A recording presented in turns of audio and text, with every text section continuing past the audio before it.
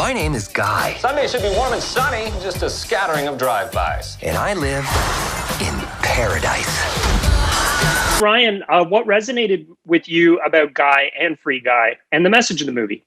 I love the idea of, those in the background stepping into their light and taking control of their life and uniting with each other and becoming kind of agents of change. And, these all sound like kind of lofty, kind of, heavy, wonderful, idealistic themes to put into a movie. But at the end of the day, I loved Free Guy because it was just a complete riot. Who put a flavor grenade in my mouth? Pull the pin. I loved the world. I loved everything about the tone of the film, and I certainly really was excited to work with Shawn Levy here. So, for me, it was amazing to be a part of that, and it's also something that's so culturally relevant right now. I think it spoke to me because so much of the news cycle we're in just feels utterly oppressive and constant and unending. And this movie kind of is the reason we make movies. It's to serve as some kind of antidote or escape from that, albeit briefly. Put these on. Okay, fine. Oh my God! What are these, trick glasses or something? Shawn, why was Ryan the perfect guy to play Guy? Well, I've long admired Ryan's work. I knew he was a really good actor. I knew he was really, one of the great comedic minds that I've seen in movies in my life as an audience member. And I also felt like I liked that this was taking Ryan's comedic genius, but it wasn't Deadpool. It wasn't the tone that I'd seen him in the last couple of movies, that it was a chance for us to do something different together, and a protagonist who was defined by his innocence. You've met God? Yes, he's an absolute troll. Trolls exist. His optimism, his fundamental kind of goodness. And Ryan used the word antidote. That's really what I wanted out of the movie, is to make a movie that not only would be escapist fun, but that was about how do you stay positive in the face of so much negative. I've got a best friend. This is the greatest cup of coffee of all time. Oh! Mondays, am I right, Joe? You said it, Guy. How do you stay hopeful in real life in the midst of so much that can make you feel hopeless? And I work at the bank. Everybody's out of the bank! I thought I had everything I needed.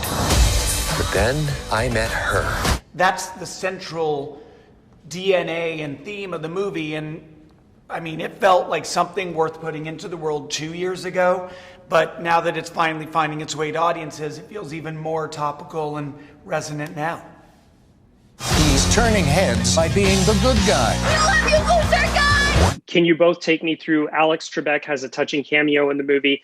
Whose idea was that? How did that all come together? I'll just say that we were in the edit room and we were looking for ways to convey to the audience that Blue Shirt Guy, Ryan's character, has become famous, has become a cultural touchstone.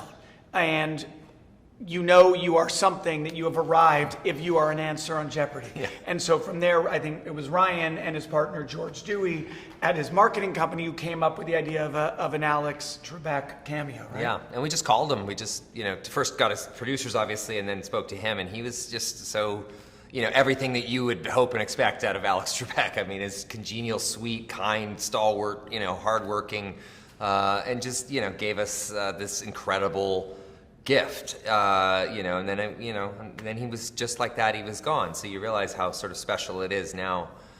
Certainly, even then we realized it, but certainly now. Yeah. Ryan, did you have to play 12 hours straight of Fortnite? How did you prepare to get into the video game world? Mark, I have 3 daughters, 6 years old and under. There's no 12 hours straight of anything.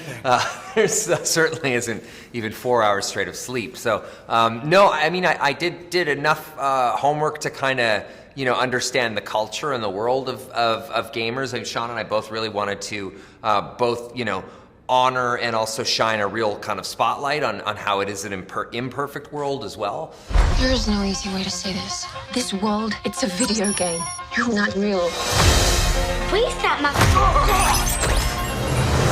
And that was really, really amazing. The gaming part of the movie, it's sort of like, I think of it like, it's not a video game movie. I mean, that's sort of like talking about the Titanic is a movie about boatsmanship or something. It's not, they're not, you know, we're using that world to tell a different kind of story, and that's where Shawn is just an absolute genius and really kind of found those perfect avenues into the story. Yeah, I mean, there were always two bullseyes for me. One was to make a movie that felt authentically reflective of gaming culture. But secondarily, but of equal importance, was I wanted to make a movie. I know this world is just a game, but this place, these people, that's all I have. So I'm not going to be the good guy. Thanks, guy. I'm going to be the great guy. That would be accessible and enjoyable to people, whether they had gaming fluency or none. And so trying to find the language and kind of position the movie on that spectrum where it honors the world of gaming, but that's a backdrop. That's not the subject matter. The subject matter is, how do you find personal empowerment and agency living in the world?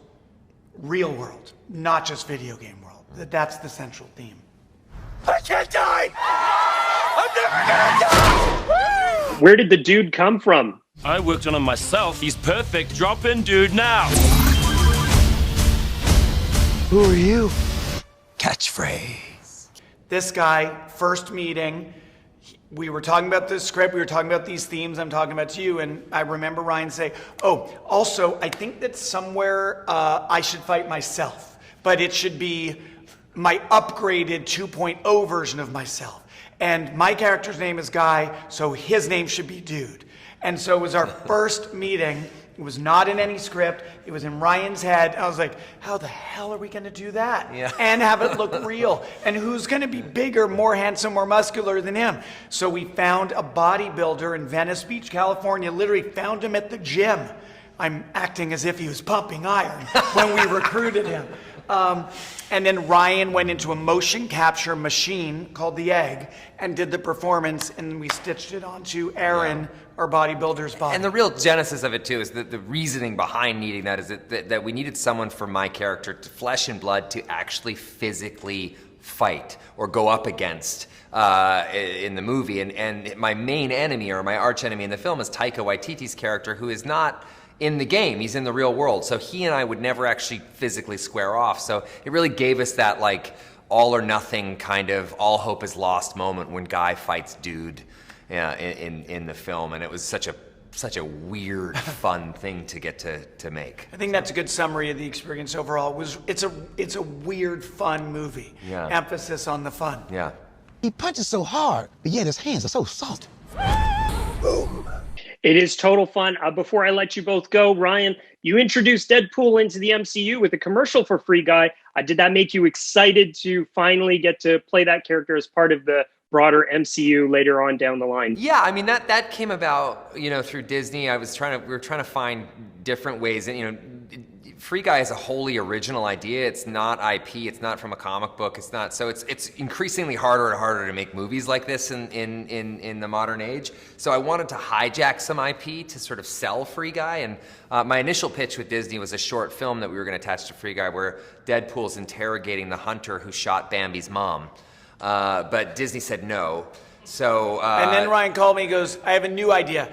Deadpool and Korg comment on the Free Guy trailer, to which I said, that is an awesome idea, which would surely break the internet. They'll never, ever say yes to that.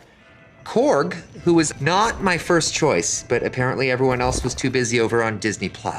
And they did, and I was shocked because, you know, obviously it meets a weird intersection of many mutual interests for Disney and Marvel and our movie, but they did say yes to it, and I was shocked because Korg is expensive. Say hello, Korg.